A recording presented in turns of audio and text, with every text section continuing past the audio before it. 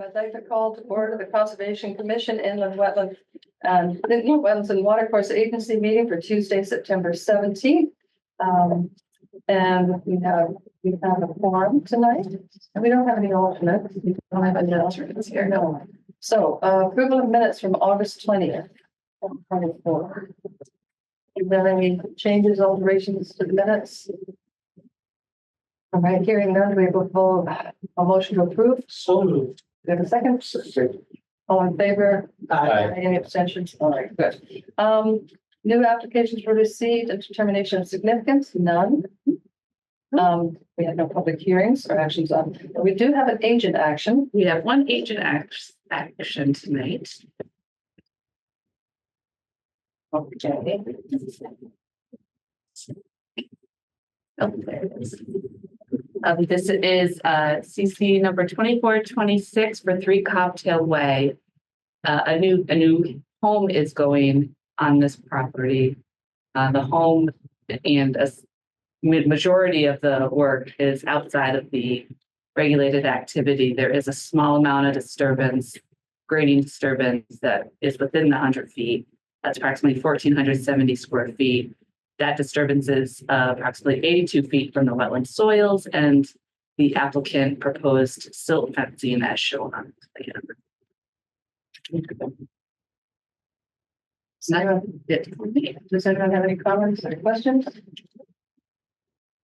Was this what didn't we approve something on the cocktail way? Or it was the property next door. next door? Yeah, there's two. Yeah, those two properties are adjacent. Okay, I knew there was something there. Cocktail, yeah. And so the reason you felt like this was a agent, because it was just a grade. It was just the grading, and that grading itself was far away, and that was just a small portion of it. No, it makes perfect sense. I was just trying to figure out. Yeah. You know, we often have gradings that look like this You're right. in this thing, so. Any invasives in the area? That I do not know.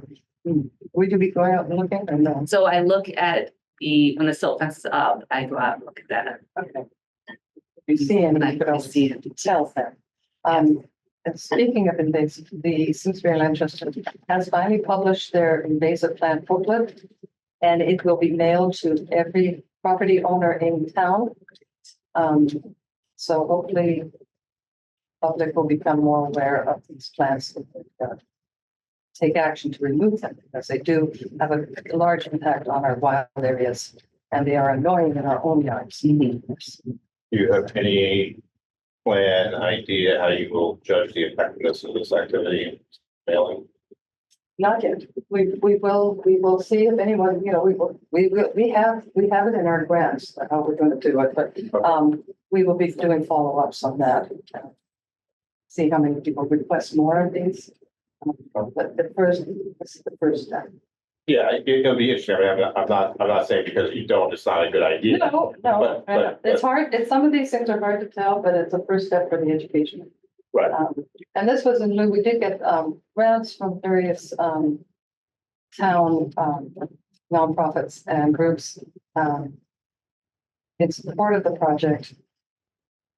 And Farmington River Watershed Association, the upper or the lower Farmington River will also be mailed. They've also requested an additional 3,000 copies that they're going to be distributing. So there. Okay. They're going to be distributing it as well. And we will be doing a survey in our Simsbury Land Trust land to see, who's, what the reaction is. Okay, so that's two pieces. Yeah. So, but it's a start, and we're hoping to do some publicity about it and hopefully tie it in with something that we do in town. So was the group, the Lower Farmington River Association, did they come back to you, ask for extra copies once they realized you had generated it? Yes. Okay. Yes, very exciting. I want to say that next week. Good. They not only funded some of the printing costs, but they also requested additional copies. Okay, for that. Okay, so that's good. That's another part of the discussion that if you generate it will be used. Well, we hope, because the land use book, the land walk book that we have, the land use land trust walk book is very heavily used, even though we have all the things online. We're hoping that this booklet will be kept Sure. on someone's shelf somewhere and say, look and see. In the car. I'll get your copy. It's in my car. Oh, it's in your Yeah. You have, good. And it's also online on the Simsbury Manchester website. I guess we're. When are they gonna go out? It's supposed to be by the beginning, the end of next week, Okay, I think. so in a couple weeks. It'll be in our hot little hands, yes. Which goes to that educational portion of the OCD. That's absolutely. Yeah. Excellent. So at the end of next week, so I think that's what I was told. Yes. it's best time around the end. Well, I don't know, I can check. Yeah, if you can get it to move up, well, they might have it in their mailboxes by the time of the PLCD meeting, which is next Tuesday. Well, I can find out.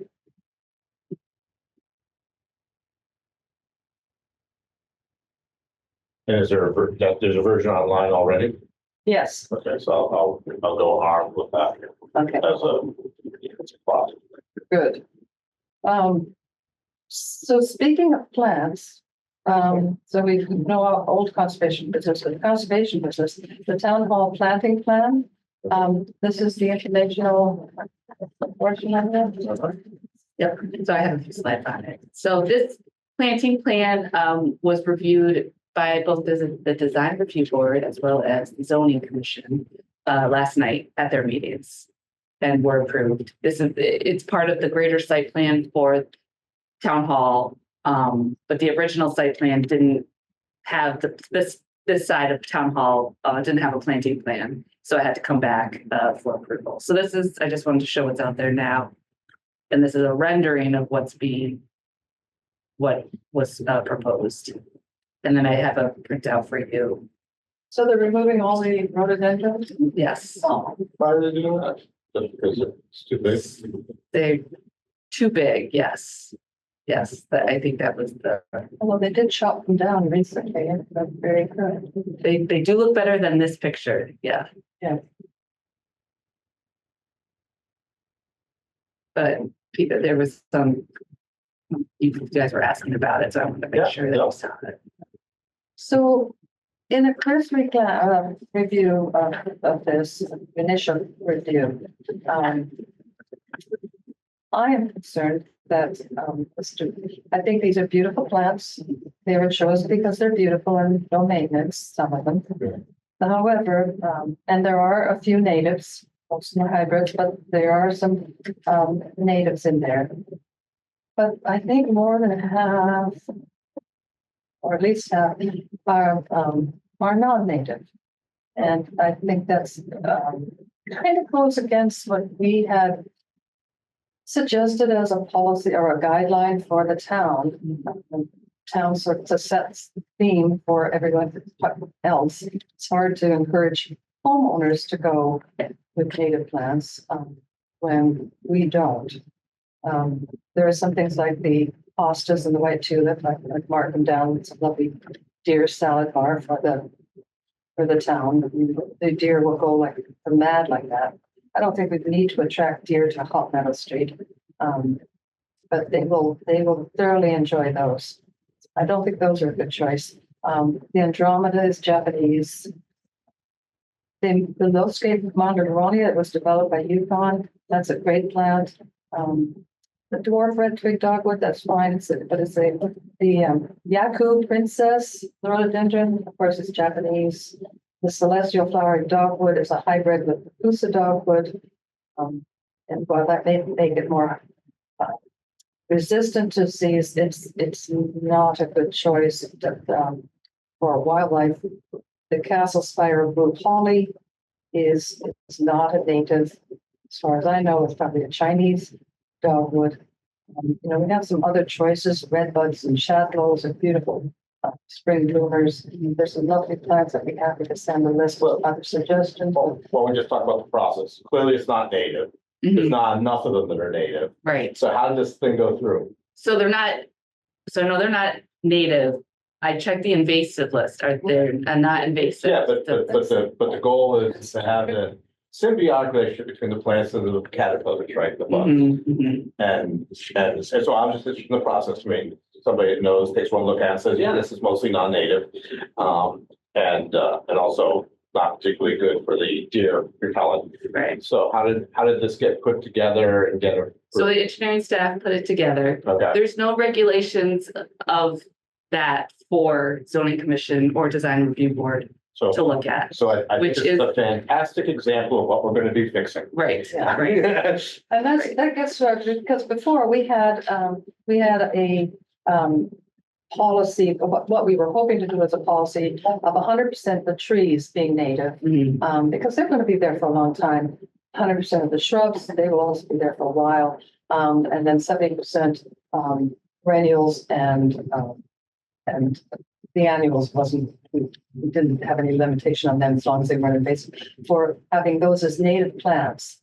And, it was suggested here that we shouldn't make a policy, it's just a guideline, but I think obviously we need a policy for the town. We need to start with the town Right. as a policy. Other towns do have these sorts of things. And if the town wants to set an example of what to do first, pretty is not the highest bar they can get. I think these plants need to be ecologically useful as well as beautiful. The native plants are beautiful. Mhm. So I think we definitely need to promote and would it be through the Board of Selectmen to develop a policy? I mean, if It you would- suggested, they would adopt it. Are you talking about a town, like for town? Town policy, Yeah. yes. For townland.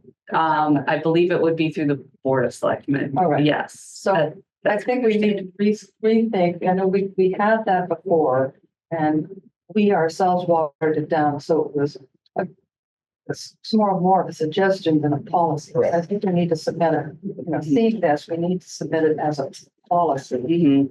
So Well, I'm not sure to jump that far, but we definitely need as a process by which this happens. Well, That there has needs, to work. right, there needs to be a referral path Right. that's set, and that's usually through this, because it goes through zoning commission, it would be the zoning regulations that would have it. But this is perfect. Instead of trying to go to the selectmen, let's go to the P O C D, show this as an example of what we're trying to do, because we're gonna talk about this all next week. Mhm. And say, hey, this is a really great layout.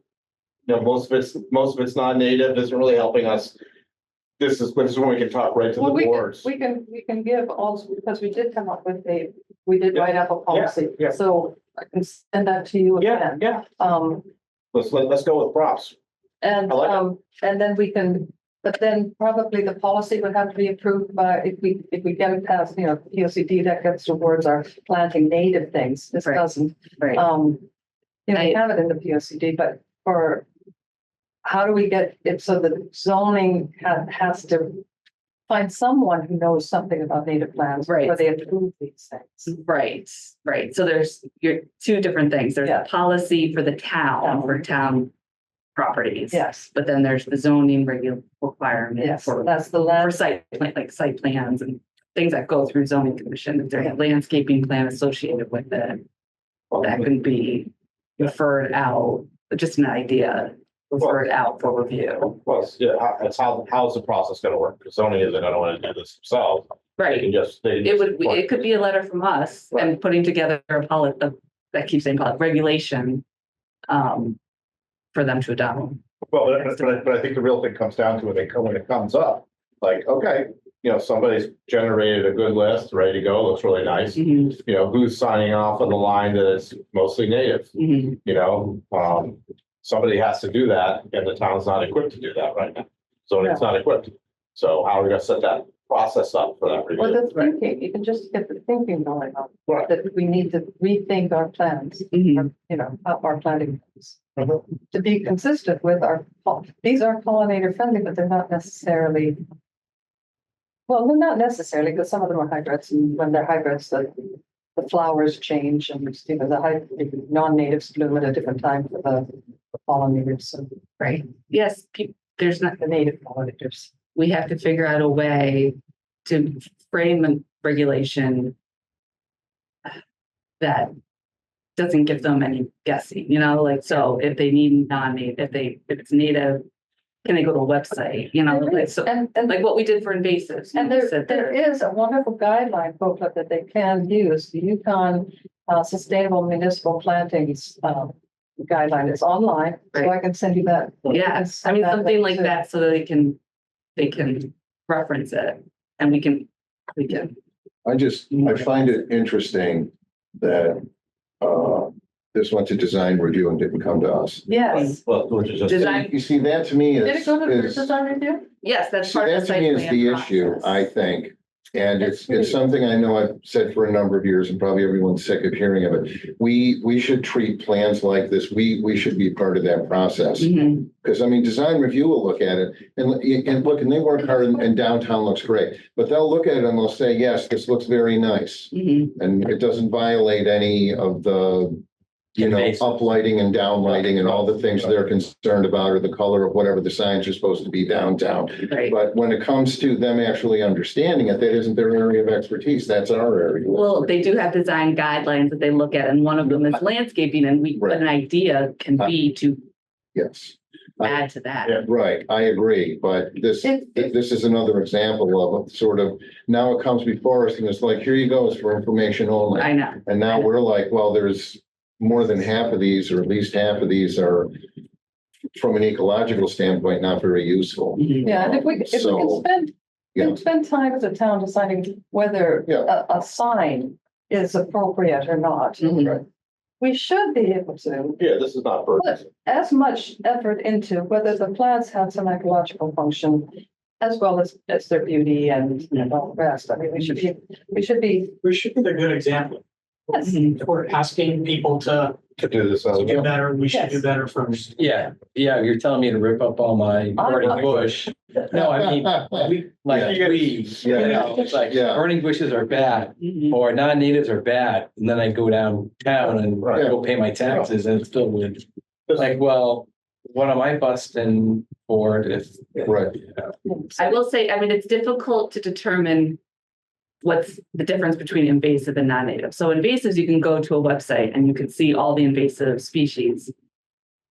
You need even further knowledge to know that they're not just, they're non-native, they're not. or one can go to the USDA plant database, type in the name of the plant and find out that it's native or non-native. And Right. it doesn't require an extra, but one would expect the landscape architects that the town hired should be informed when they're doing a project Yeah, that choosing natives is a high priority for, it's not just low maintenance, it's low maintenance, but we have this policy in town that Right. we are And we looking need for that. these plants. Yes. And so and I'm not sure that got through to, the landscape architect. Well, because we don't have, I don't think we We don't have have- a no. policy. now So there's for a that to look disconnect for. between Yes. So What we need, we are trying to advocate and the POCD is trying to advocate and what's getting through some of the other things. So yeah, we need to. we need to work, yes, yep. All right, And so I will begin. we will begin adjust that. Thank you. Some of them are. which are the ones that are good? I She's have good. more stuff. I know, can you give me? I can give you. Okay, I'll trade you. I'll. Good. When you Mark it up again. do this, there's a problem. All right, sorry, I get very excited about this. All right, passion. So that's, and is there a plan for what they're going to be doing on the islands in the parking lot? Or is that just going to be grass? I didn't see any plans for the islands, but I can ask. They might just not have been Yeah, contemplated yet. well, if they aren't, this would be a good time to start the process in a positive direction. ask. All right. Thank you. I think there are also islands, that have been renovated on the Iron Horse Boulevard. It'd be interesting to see what's put in there. Mhm. Yeah, it looks like they put down They took, strong. yeah, they took out the daylilies and the hostas there. Beautiful. And we'll see what else, what the evidence of that. Hopefully something more than this. I think 8% of Connecticut is covered with turf grass. We have more turf grass than we have farmland. This is interesting. side. Right, which gets us to the, since we've been talking about it, the P O C D implementation committee prioritization exercise. Do you have that fired up, the one I sent you a while ago? Hopefully. Yes, I do. I have this one. Target draft, August 20th. Yes. That's the one you did, yes. Yeah, that's what I did right after our last meeting. Yep. Thinking you guys were gonna cover it when I was gone, We did, that meeting was canceled. and that meeting was canceled. And then we had one, then we, this is the next meeting. Yes. Yeah, okay, yeah, so. But this is, I think. So this is what I think would be what I would show up with. Unless I decided to put any decorations on it, I might take this scan and stick it on the side. Yeah, it knows everything. So if you go to the next one. Yeah, so I'm not gonna read it to people. This is sort of what we had discussed last time as like, we only got one slide. Like, I have no idea what's gonna happen next Tuesday. Like, I don't know if every committee is gonna show up with a 30-page presentation, take a half an hour, or is it all gonna be one page, or are we just going to just swing it and say things, start going there? So I think one of the things we added was at the bottom was like having some sort of dedicated funding, maybe small, but always for open space management. And then we have goals for the winter of 2024, 25. And we're gonna be able to talk right about the ones that are already happening. So that's good. Yeah. And it might be able to talk about it. Too. Right, so now if you go to the next slide. So Marjorie, were you around when we did the first go around on these things? But not the second? Okay, so from, from our perspective, our highest priorities were these items. So doing all these basic listing models, so I'm probably gonna extend this a little bit and put maybe the item in and when we expect it to come out, and the evaluations to extend this. So I think this one I don't think has changed much. I think 4, maybe did that change? Just give us a slide 4.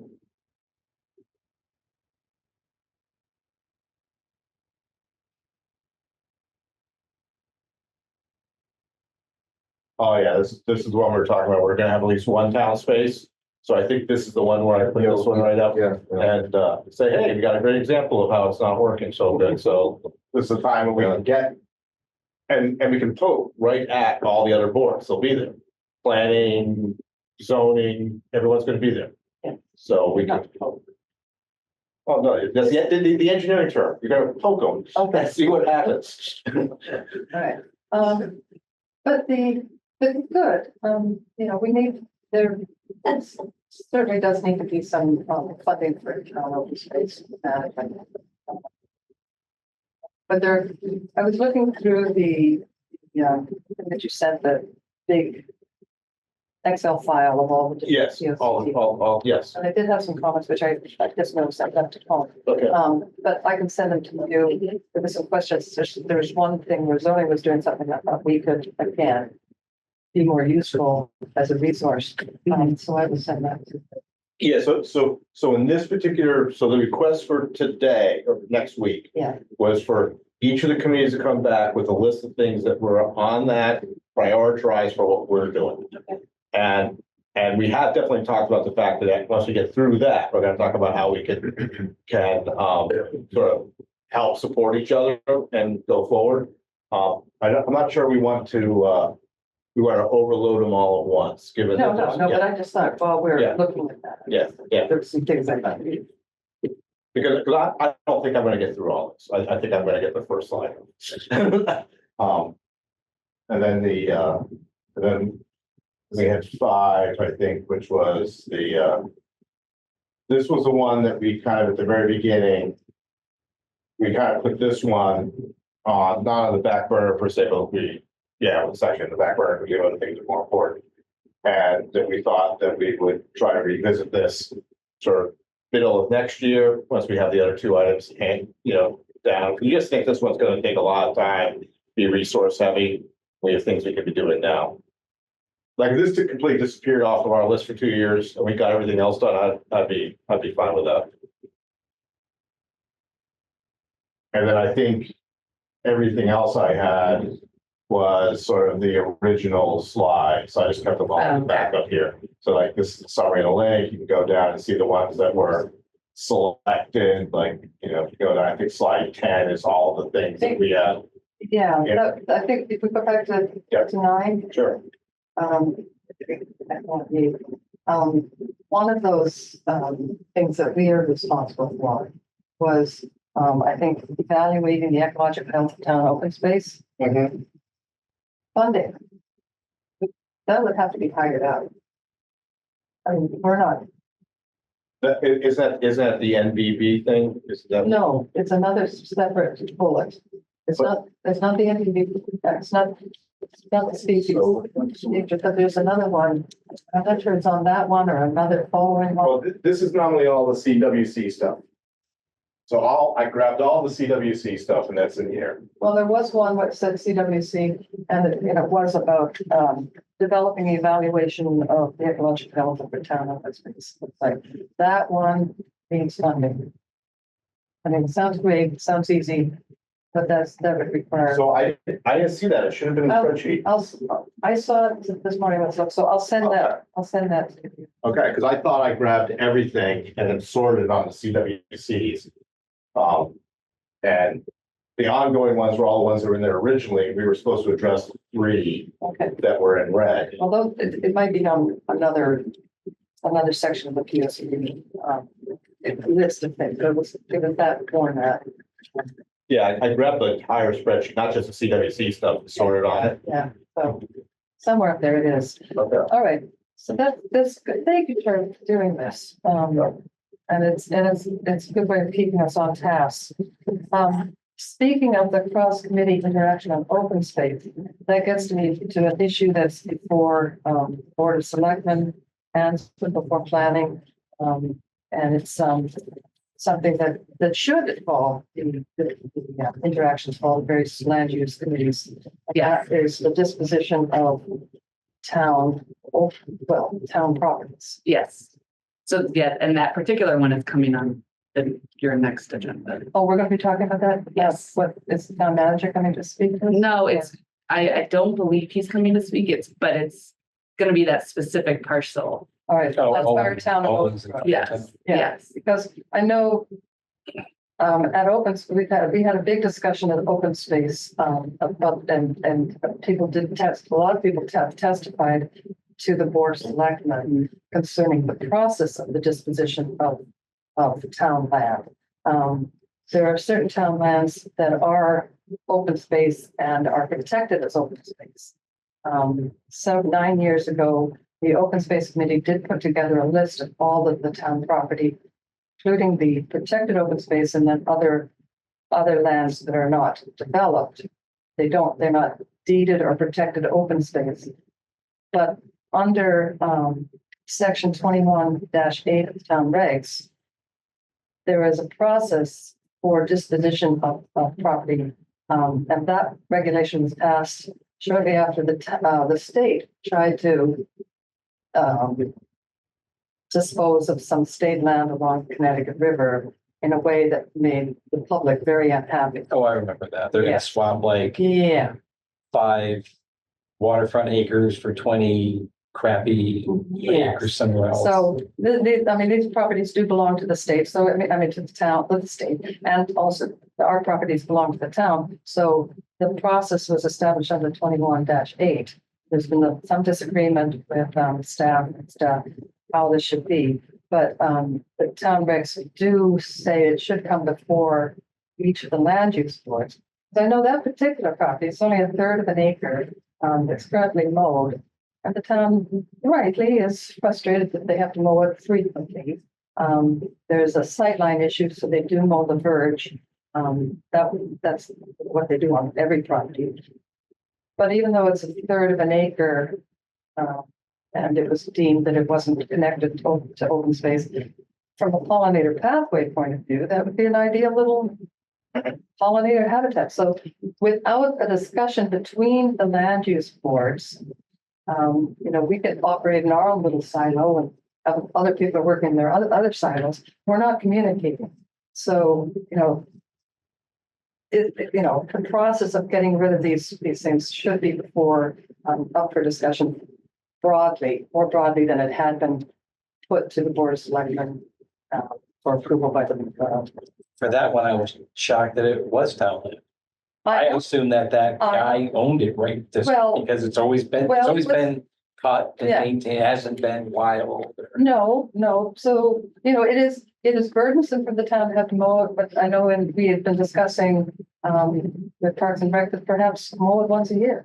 And, seed it as a pollinator pathway and or a pollinator garden and it's very visible and all that. Where is it? It's on the corner of Owensbrook and Firetown. On the north, in the corner, Yeah, it's as you're going north on Fire. It looks like a continuation of the people's yard. Yeah, there's a big tree in the middle of it. And it's not to say that it shouldn't be disposed, but it should come, there should be more discussion as to how these things should be disposed. So pay attention to, the meetings that are being held, and if you have, opinions, but hopefully it's gonna come before us. I'm told it's gonna come Good. good here. Yeah. I think at the next meeting. Because the public was rather disturbed with the process that had been used, and they were quite vocal. Mhm. And so, we're part of that process. We should be involved, at least have our say, whether or not it's ever taken.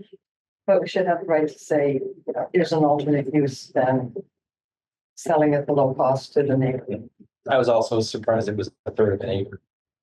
It's Such a not much. weird shape. that It's not, it's not much, but it should come, it should be a full discussion for the land use boards. I thought, Oh, yeah, I definitely. that's why I put in public comment in the board of selectmen meeting.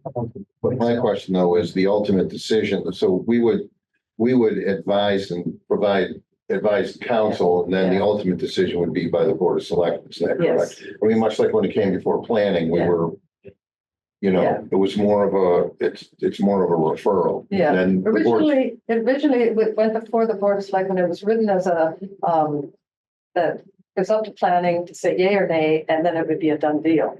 And the public said, wait a minute, that's not how I don't section think that's the way 21 the said. state statute reads though. I think That's- that planning was just a referral. Yeah, but the way the referral Yeah. was written didn't comply with section 21. Right. It was looking at 824, which is Yeah. why it went to planning. Yeah. Right. It was that process. But I also clarified in the planning meeting that whether we vote yes or no, it's merely a positive or negative referral, and that the Yeah. ultimate decision is the board of selectmen. Yeah, but we need as a town. I agree they should be fully advised Yes. from all the various boards, Yeah, but I'm just saying that ultimately it's gonna go to the board of selectmen. yes, yeah. You know, But it should go to the board of selectmen with recommendations from the land use boards. yeah, I'm not disagreeing. I'm just saying, I just want to be So- clear that they're gonna make the final decision based on whatever Yeah, oh, yes, yeah, they That's- decide is that's the their- board. So, that's why they get paid the big bucks.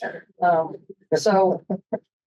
But it was the process that was. well, I'm not arguing that. I just want to make No, sure I we agree, understand that. Yeah.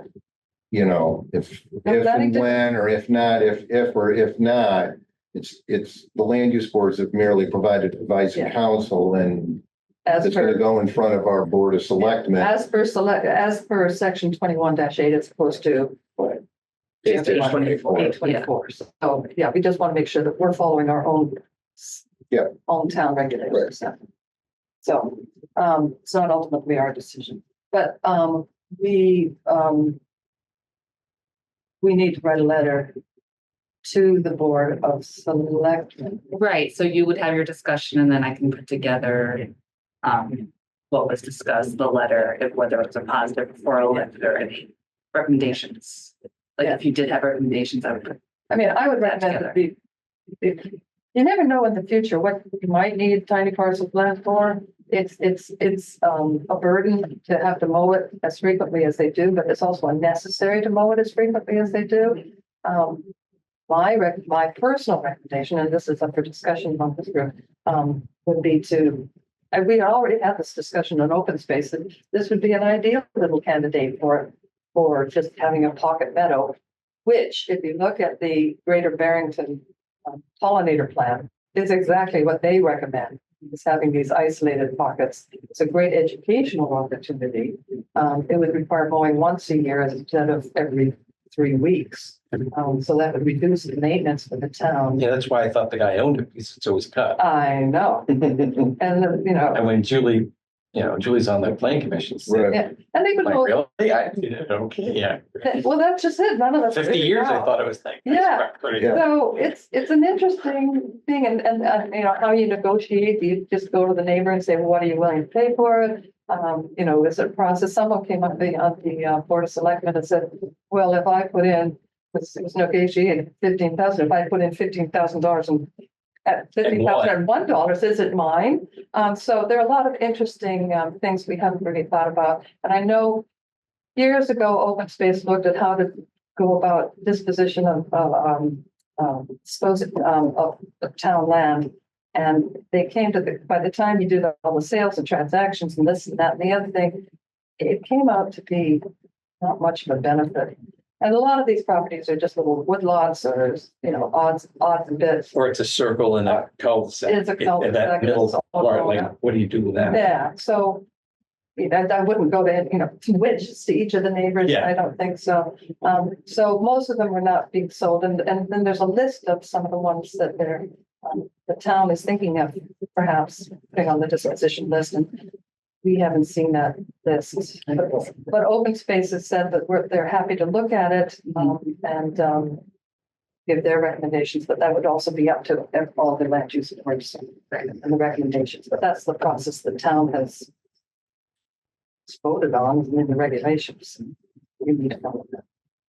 So I don't know if anyone else has any opinion about, if we recommended it went to a pollinator garden, would that be? Or Why we wait and talk about that next time we actually see it? what is the process? What is the time? We're gonna see it next meeting. I think the public hearing for this was set at Board of Selectmen, if I recall, at the last meeting for the middle of October.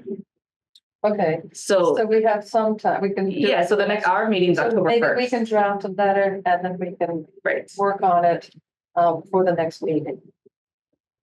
right, That okay, we right, yeah, we'll get it in time. Yep. It's always a problem. yes. All right. So that's something that's come up in town. On a more positive note, I just saw speaking of plant management, Japanese knotweed video that we're going to look at our next meeting.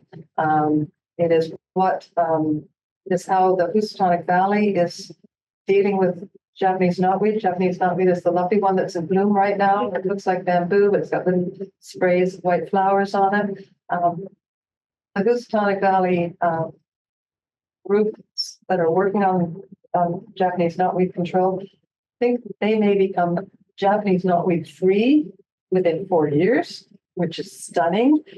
They also give recommendations for how to manage it along roadsides, because a lot of the times the Japanese knotweed is spread by soil that comes from Connecticut DOT. From their sites, they sift it, but not sifting it enough to get rid of any little rhizome. So they're unwittingly planting Japanese knotweeds along roadsides for various projects. It's a very surprisingly inspirational film because they've had wonderful success with this in a very short period of time. They control it with herbicide, but it is a nightmare of a biological pollutant plant. I mean, it wrecks habitats, it takes over, and it decimates the wildlife in the area that it establishes itself. So if they can do it there, they would be great. So I sent it to Tom Roy at the Department of Public Works for him to look at. He's very interested in knotweed control. So the fact that there's been this wonderful success in that area is really encouraging. And speaking of invasive plant control. If any of you have the day open on Tuesday, October 29th, the Connecticut Invasive Plant Working Group is holding a symposium at UConn. Early registration is by September 20th, but it's well worth going to. I always pick up something. I'm not going to be able to go. It's a full day. It's a full day. They start early, they end about 4. They usually have good speakers from around the country who are talking about their successes and how they manage various plants. And SIP Week, which is the Connecticut Invasive Plant Working Group, is working on these things, listing plants and trying to educate the public about the problems with all these invasive plants that are getting into our environment. And another conference that's coming up is November 16th, CACI-WIC, another great acronym, Connecticut Association of Conservation and Inland Wetland Commissions. Yes, they're going to have a symposium on November 16th, and it's the 50th anniversary of CACI-WIC. So November 15th. 16th, it's Okay. a Saturday. It's a Yeah. Saturday and it's an all day. So that's good. Now, one of the things on your, sorry, I'm taking up this whole meeting. One of the things on your list of things that we should be doing is invasive plant removal. And I know we've discussed possibly having an invasive plant removal day for the public at Onion Mountain, using that Dawn for cutting the multi-floor, no, the burning bush. Burning bush. Burning bush. Right. It's, if you've driven by in the fall, Onion Mountain is just completely full of burning bush. It escapes from the neighbor's burning bush up and down West Mountain Road. We need a sign for what we're doing, and I've worked with you on that.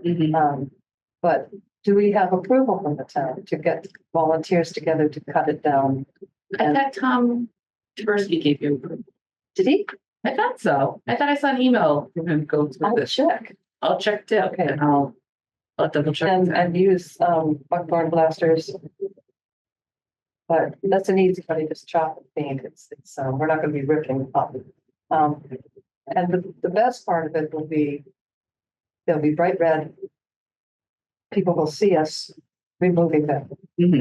So that goes to the and with a big sign with QR code saying why we're going to do this. So that goes to the education and the removal. Did that have a date? I'm sorry, I'm hoping that the 12th or the 13th, maybe both, October. building on that, could we look at, say, if Simsbury Community Media wants to do a short video, and maybe we could make that a thing for how to move invasives and start to kind of catalog this. Yes. So that way if people can't attend, we can refer them to, if you have burning bush you'd like to remove, here's this video. If you have Japanese snot, we'd like to Oh, remove. we've already got on our website. We've already got the Penn State. I think we've got the Penn State videos, which are really good. I hope you've got them on our conservation page. I hope we do. We have them on the Simsbury Manchester. Sorry, but we should, because Penn State has wonderful videos, very elaborate videos on how to do things. And our invasives, like, does not have. Maybe it's on open space. In which case, we need to link I know. the conservation page.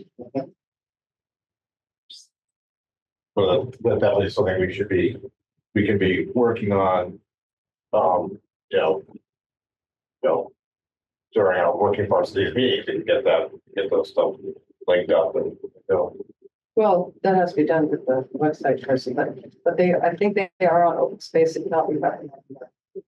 But we can link to that. I can send you the links. yeah, definitely make it, get it links. So Is the Japanese nut, what is that herbicide, like expensive, or is it? It's not, and It's commonly available. it's at the high, it's glyphosate, but in the video, they talk about glyphosate. It's not in the formulation of Roundup, it's, which uses various surfactants and things like that. Which sometimes it's not the active ingredients, it's the other things that are added to make it more effective, that are problematic, and that's addressed in the video. So there's a time and place for herbicides. Some of these very recalcitrant plants. So I like to think of them as chemotherapy for plants. You know, these are cancer-like plants on the landscape.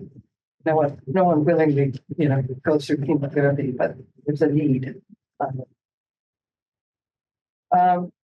So and I've only got a couple more things. There's a library field trip to the library and the Simsbury Land Trust are sponsoring on October 2nd to the Harvard Forest Fisher Museum. It's a day-long event, and I don't know if any of you have ever seen the Harvard Forest, but it gives a wonderful history of the forests of New England. They were done during these dioramas were made during the Depression to keep, it's Monday, October 7th. These were dioramas that were made by artists that hired during the Depression. These are the most phenomenal dioramas. They're very large and they're exquisite. Each of the trees in the diorama is meant by twisting copper wires into the correct botanical shape of the tree. These are not, what we remember dioramas as. So it's quite something. So you can sign up on the library website. And if you want to hear a program on how to garden with all the little critters, the chipmunks, the groundhogs, the skunks, rabbits, and all the rest, there's a program this Sunday at the Nature Center at 1:00. And next Sunday will be a program on gardening, gardening for the birds. So those are the next. So this Sunday, you said? This Sunday is on critters in the garden and How to attract them. how to live with them in a humane way. Well, I don't mind if they're in the garden. They're under my flagstones and they're digging we and making a talk big about- mess and I want them away. And that's it's like just one. that's one also there. That's also there. And the other one I think is butterfly gardens are good for birds. It's mostly about native plants and why we need native plants. Those are things. Those are all my notes. I wanted to go back to my thing. Oh, sorry, yeah. To make sure nobody had anything they wanted to add or change before I go do this. Okay, that's good. That's good. I might have something to say. Okay, I'll try to pick a couple of these pieces in, but I think we got the main messages Yeah, across. yeah. And I'll think about that. I'll figure it past slide. If you could start the slide. I would think not. And then market calendars for hopefully October 12th and 13th. It'd be very easy to identify the burning bush then because the leaves will still be on. We have to chop them down. At least next year they won't vary. Hopefully it's what? What? What'd you say? Next, if we chop them down this year, they won't vary something. Oh, very. So maybe we can convince a couple of neighbors to chop down first. All right, anything else? Right, do we have a motion? Motion here. Second, Second. all in favor? Aye. Thank you. Thank you for letting me ramble on. Thanks, everyone.